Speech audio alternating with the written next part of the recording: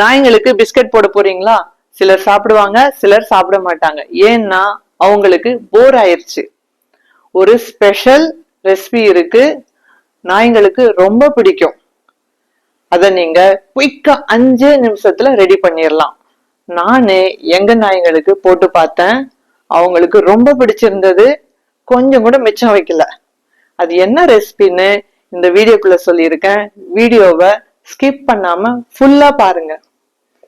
யாராவது நம்ம சேனலை சப்ஸ்கிரைப் பண்ணாம பார்த்துட்டு இருக்கீங்கன்னா கண்டிப்பா சப்ஸ்கிரைப் பண்ணி வச்சுக்காங்க. ஏன்னா டாக் ரிலேட்டடான பல விஷயங்களை நம்ம வீடியோல நம்ம சேனல்ல ரெகுலரா போஸ்ட் பண்ணிட்டே இருப்போம். வாங்க வீடியோக்குள்ள போய் பார்க்கலாம் எப்படி பண்றதுன்னு. நான் மாத்தாடு 2 கிளாஸ் அரிசி இவ்வளோ இருக்குங்க, எடுத்து வச்சிருக்கேன்.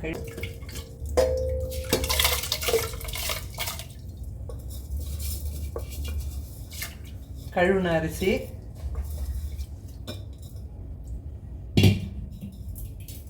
தண்ணி பார்த்துக்காங்க. இவ்வளோ தண்ணி இருந்தால் கொஞ்சம் குழ குழான்னு நல்லா இருக்கும்.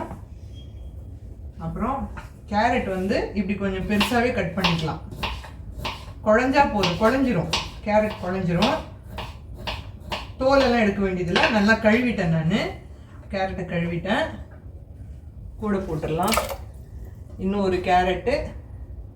இந்த இது பாருங்க, சக்கரவள்ளி கிழங்கு வந்து நான் இந்த நுனியை மட்டும் இப்படி வெட்டிட்டு போட்டுடுறேன். வெட்டிட்டு கொஞ்சம் ஏதாவது கழுவிட்டேன் நான், இந்த பாருங்க, வெட்டிட்டு இப்படி போட்டுட்டோம்னா இந்த மாதிரி அழுக்கா இருக்கிறதெல்லாம் எடுத்துருங்க. கொஞ்சம் மண் இருக்க சான்ஸ் இருக்கு. தோலோட தான் போட்டுட்டு இருக்கேன். வெந்ததுக்கு அப்புறம் தோல் எடுத்துக்கலாம். இதுலயும் கொஞ்சம் மஞ்சள் பொடி, இதில் கொஞ்சம் மஞ்சள் பொடி போட்டுருங்க. தக்காளி பார்த்தீங்களா, நம்மள மாதிரி அதிகமாக சேர்க்கக்கூடாது. பழுத்த தக்காளி, ஒரே ஒரு தக்காளி. இந்த 2 கிளாஸ் அரிசிக்கு தக்காளி நேச்சுரல் சவுண்ட் இருந்தது.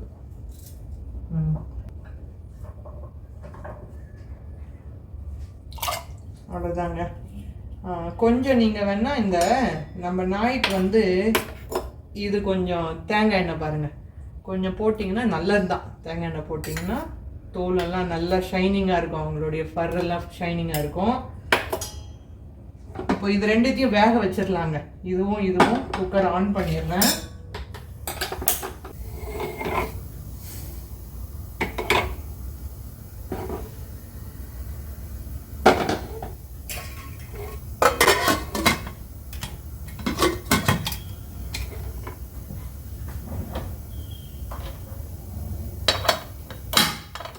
ಮಾತಾಡ್ತೀನಿ ಟೈಮ್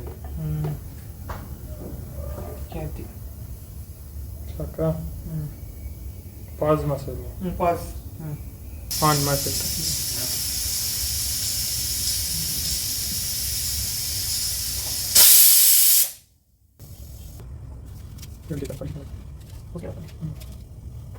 அது பூசணிக்காய் போட மறந்துட்டோங்க, கட் பண்ணி வச்சிருக்கேன். இதை பாருங்க, ஒரு 1/4 பீஸ் காட்டினல்ல, அந்த பீஸை மட்டும் போட்டுக்கலாம்.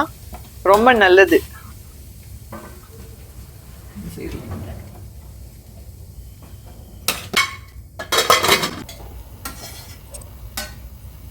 இந்த தண்ணி வந்து யூஸ் பண்ணிக்கலாம் நம்ம. இது வந்து ஆறணும், சூடா இருக்கு பாத்தீங்களா. இந்த தோலை வந்து எடுத்துருங்க. இப்ப நம்ம ரெசிபிக்குள்ள போலாமா? இப்ப பார்த்தது வந்து வெஜிடேரியனுக்கு. இதுலயே இதே ரெசிபிலேயே நீங்க கொஞ்சம் சிக்கனையும் சேர்த்து மூடி வச்சுக்கலாம். அப்புறம் மூடி வச்சு வேக வச்சுட்டு அது போட்டாலும் ரொம்ப டேஸ்டியாக சாப்பிடுவாங்க. ஒருவேளை சிக்கன் நீங்கள் ஹேண்டில் பண்ண முடியாதுன்னா தனியாக முட்டையை கூட வேக வச்சுட்டு பிசைஞ்சு கொடுத்துடலாம். கடைசியாக இறக்கிட்டு ஏதோ இது பிசைகிற மாதிரி சக்கரவள்ளி கிழங்கு மாதிரி அதையும் பிசைஞ்சு கொடுத்துடலாம். வேக வச்ச முட்டை, பச்சை முட்டை போடாதீங்க, அதுவும் உடம்புக்கு நல்லது இல்லை. தக்காளி வந்து போட்டுறாதீங்க, கிட்னி ப்ராப்ளம் இருந்ததுன்னா. பால், தயிர் எல்லாம் எடுத்து வச்சுக்கிட்டோங்க. பவுல் எல்லாமே பாருங்க, பவுலு தயிரும் எடுத்தாச்சு. ஏன்னா சில நாய்ங்களுக்கு வந்து தயிர் பிடிக்கும், தயிர் தான் நல்லது. ஆனா சிலருக்கு வந்து பால்ல தான் சாப்பிடுவாங்க. ஏன்னா நம்ம நான்வெஜ் போடல, பால் போட்டுதான் அவங்கள சாப்பிட வைக்கணும். வாரத்துக்கு ஒரு தடவை பால் கொடுக்கலாம், டெய்லி கொடுக்காதீங்க. ஆனா தயிர் வந்து நம்ம டெய்லி போட்டு டெய்லியும் கொடுக்கலாம். வெயிலா இருக்கிற ஏரியால எல்லாம் டெய்லியும் கொடுக்கலாம். இந்த தண்ணி எடுத்து வச்சிருக்கோம் பாருங்க, தண்ணி பவுல். இப்படிதாங்க. நம்ம பவுல் எடுக்கலனால நியூஸ் பேப்பர்ஸ் எடுத்துக்காங்க. நியூஸ் பேப்பர்ல அந்த இங்க் இருக்கும், அதுதான் பிரச்சனை. நீங்க அந்த வெள்ளையா ஏதாவது பேப்பர்ஸ் கிடைச்சதுன்னா, பிரிண்ட் பண்ணாத ஷீட்ஸ் கிடைச்சதுன்னா அது யூஸ் பண்ணுங்க. அப்படி இல்லைன்னா நம்ம இந்த கவர்ஸ் எல்லாம் வரும்ல, ரைஸ் கவர்ஸ் எல்லாம், அரிசி கவருங்கெல்லாம் பேக்குங்க இருக்கும், அதை கூட போட்டுக்கலாம். நீங்க அதை கட் பண்ணிட்டு பிரிச்சு விட்டுட்டு யூஸ் பண்ணிக்கலாம். நம்ம எல்லா டைம் இதெல்லாம் கழுவ வேண்டியது வரும். பேச்சுலர்ஸா இருக்கீங்க அப்படின்னா நீங்க ஏதாவது ஒரு இடத்துல ஃபீட் பண்ற இடத்துல கிளீன் பண்ணி வச்சுக்காங்க. அதே இடத்துல போய் அந்த கல்லு மேல சாதத்தை போட்டுடலாம். நம்ம மழைக்கு இண்டஸ்ட்ரியல் ஏரியா பக்கம் போயிருக்கோங்க. சனிக்கிழமை எடுத்துட்டு இருக்கேன் நானு. பாருங்க, அவங்களுக்கு யாரும் இல்லை எதுவும் போடுறதுக்கு. அதனால போயிட்டோம். ரிமோட் ஏரியா, ரெசிடென்ஸ் யாரும் இல்லை. புது இடம் தான். இன்னைக்கு உங்களுக்கு நான் காட்டுறதே உங்களுக்கு கான்ஃபிடன்ஸ் வரணும் சாப்பாடு ஊட்டுறதுல அப்படின்னா நான் புது இடத்துக்கு தான் போயிட்டு இருக்கேன் இந்த ரெசிபி எடுத்துக்கிட்டு.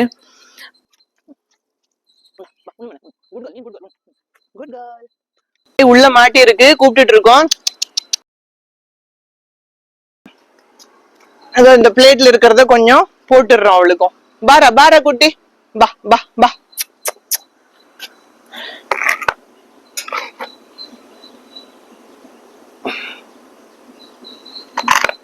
போட்டாச்சு, வந்து சாப்பிட்டுப்பாங்க. 3-4 குட்டிங்க இருக்கு. அது பாருங்க, 2 எட்டி பாக்குது. ஓடிபா ஓடிபா ஓடிபா. கேட்டுங்க அது திறக்க முடியாது, லாக் தோர்ச்சாடு திறக்க முடியாது. அதனால நாங்க வெளியே உள்ள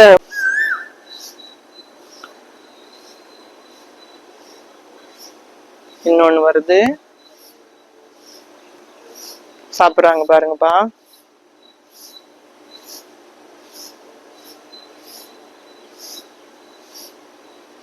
தயிர் போட்டுருது. சாப்பிடுறா குட்டி, பா பா பாமா பா. யாரோ பிரியாணி போட்டிருக்காங்க, நம்ம சாப்பிடுறது விட்டுருக்காங்க பாருங்களேன். எல்சிட்டா அப்படின்னு ரோட்ஸ் அண்ட் இண்டஸ்ட்ரியல் ஏரியாவை மெயின்டைன் பண்றாங்க, ரோட்ஸ் அண்ட் ஃபுட்பாத் எல்லாம். அவங்க கிட்ட சொல்லியிருந்தோம் நாங்க, இந்த மாதிரி அனிமல்ஸ்க்கு, அதாவது டாக்ஸுக்கெல்லாம் தண்ணி வேணும், பெரிய இடமா இருக்கும் அது. அப்புறம் அனிமல் பர்த் கண்ட்ரோலும் பண்ணணும் டாக்ஸ்க்குன்னு கேட்டிருந்தோம். அந்த இடத்துல வேற ரெசிடென்ஸ் யாரும் இல்லை. நம்ம விஷயத்த கேட்டுட்டு அவங்க எத்தனை பவுல்ஸ் ஃபிக்ஸ் பண்ணி ஏபிசியும் பண்றாங்க. இப்போ நல்ல ஒரு விஷயங்க, ரொம்ப ஹெல்ப்பா இருக்கு.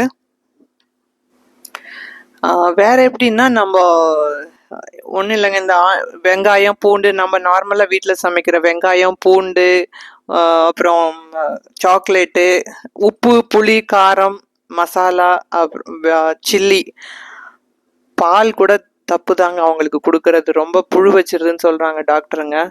பிஸ்கெட்ஸில் கூட சுகர் நிறையா இருந்ததுன்னா கேக்கு, பிஸ்கெட்டு, ஐஸ்கிரீம் இதெல்லாம் வேண்டாங்க. நான் ஆல்ரெடி ஒரு வீடியோ போட்டிருக்கேன், தெருநாய்க்கு எது சமைச்சு போடணும், அதாவது எது போடணும் எது போடக்கூடாதுன்னு. கண்டிப்பாக அந்த வீடியோ போய் பாருங்கள், உங்களுக்கு ரொம்ப யூஸ்ஃபுல்லாக இருக்கும். அப்புறம் இந்த கோல்டுலாம் தண்ணி எப்படின்னா, ஃப்ரிட்ஜில் இருந்து எடுத்த பால் எல்லாம் எடுத்துகிட்டு போய் ஊற்றிடுறாங்கங்க. அது வேண்டாம், அதுக்கும் சளி பிடிச்சிரும். நெஞ்சு சளி எல்லாம் பிடிச்சிருச்சுன்னா சரியாகாது அவங்களுக்கு. இங்க பாருங்க, இவன் கருப்பு நாய் சாப்பிடவும் மாட்டானா. அந்த வெள்ளை நாய்க்கு ஊட்டுறத பார்த்துட்டு பொறாமையில மட்டும் வந்து பார்த்துட்டு இருக்கான். அப்புறம் மண்ணுல சாதம் போடாதீங்க. ஏன்னா அந்த மண்ணு வயிற்றுக்குள்ள போச்சுன்னாலும் அவங்களுக்கு ஜீரணம் ஆகாது, சீக்கிரம் செத்து போயிடுவாங்க. கிட்னி எல்லாம் கெட்டு போயிருங்க வேக வேகமா. யாராவது சிக்கன் போடுற பழக்கம் இருக்குன்னா சின்ன நாய்ங்களுக்கு லிவர் கொடுக்கலாம் சாஃப்டா. சின்ன நாய்க்கும் வயசான நாய்க்கும் லிவர், அதாவது ஈரல் பிசைஞ்சு கொடுத்துடலாம், நல்லது.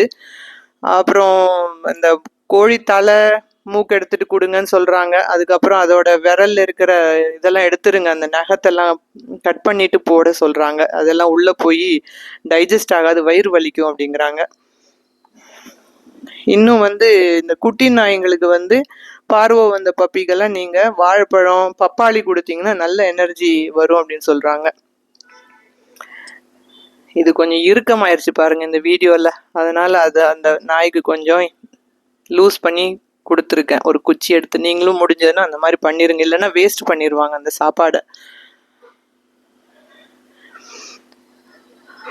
இப்போ நம்ம இந்த சிக்கன், கோழி தலையெல்லாம் சொன்னோம் இல்லையா, இதெல்லாம் கோல்டு டைம்ல கொடுத்தீங்கன்னா நல்லா பாடி ஹீட் ஆயிருமா, வார்ம் ஆயிரும் அப்படின்னு சொன்னாங்க. ஈவன் ஈரல் கூட நல்லா பாடி வார்ம் ஆயிரும். இப்போ நம்ம கொடுக்க கூடாததும் பார்த்தாச்சு, கொடுக்கறதும் பார்த்தாச்சு. எப்படி போடணும்னா, நம்ம வந்து மண்ணில் போடக்கூடாதுங்க சாதத்தை. அதே மாதிரி சூடான இருக்கிற சாதத்தை எடுத்துட்டு போய் பிளாஸ்டிக் பவுல்லையும் போடக்கூடாது, அதுவும் உடல் நலம் கெடுதல். நியூஸ் பேப்பர்லையும் போட்டால் அதில் பிரிண்ட்ல இருக்கிற இங்கெல்லாம் வயிற்றுக்குள்ள போயிடும். இதெல்லாம் பாருங்க, இந்த நாய் கொஞ்சம் ஷை டைப்பு, ஓடுது, வந்துடுவாங்க எல்லாம் பாருங்க. அனிமல் பர்த் கண்ட்ரோல் பண்ணியிருக்காங்க, அதான் ஷேவ் பண்ணியிருக்காங்க சைடில். ஓடு ஓடு. Very good girl, good good, very good. Okay okay மாமா, அண்ணா எத்தின் பார்த்தானா பவுல் தூக்கின்னு போறான். ஓகே,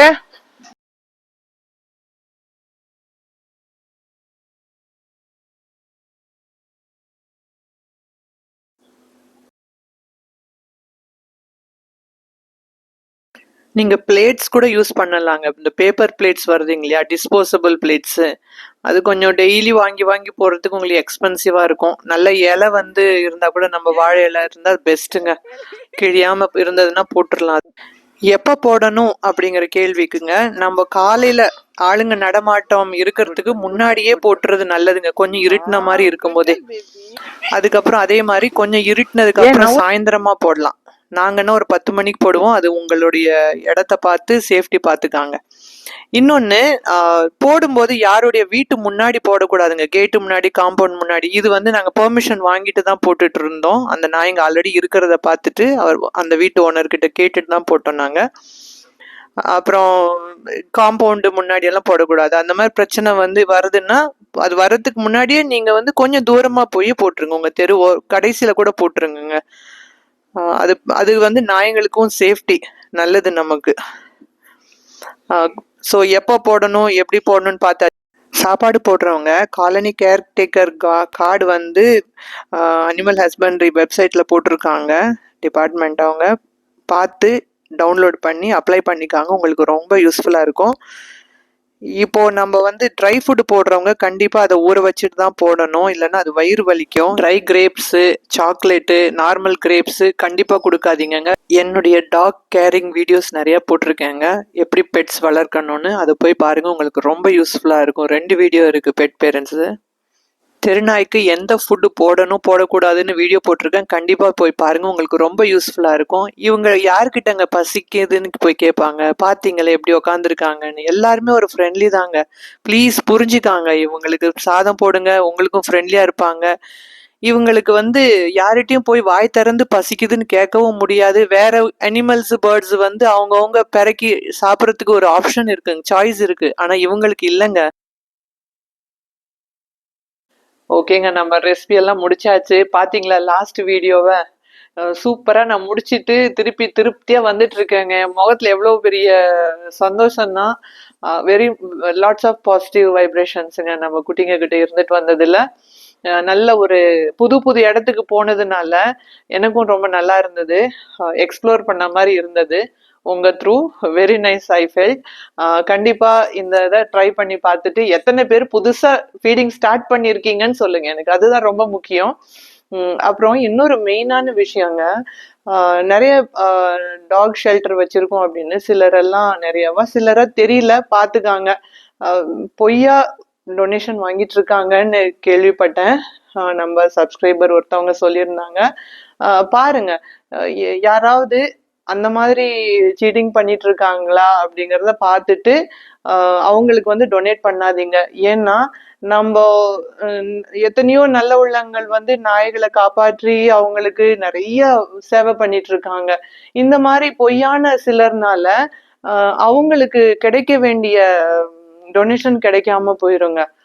அதனால பாத்துக்காங்க நீங்க, அது கரெக்டான பர்சனுக்கு தான் நீங்க டொனேட் பண்றீங்களா அப்படிங்கிறத செக் பண்ணிட்டு கண்டிப்பா நல்லவங்களுக்கு நிறையவே கொடுக்கலாமே நம்ம.